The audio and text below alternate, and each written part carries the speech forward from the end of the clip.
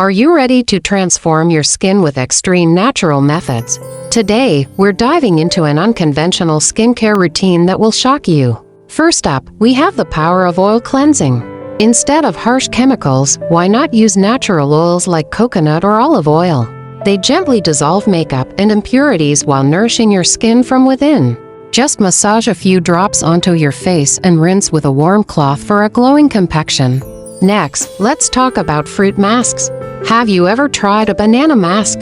Mash a ripe banana, mix it with honey, and apply it for 15 minutes.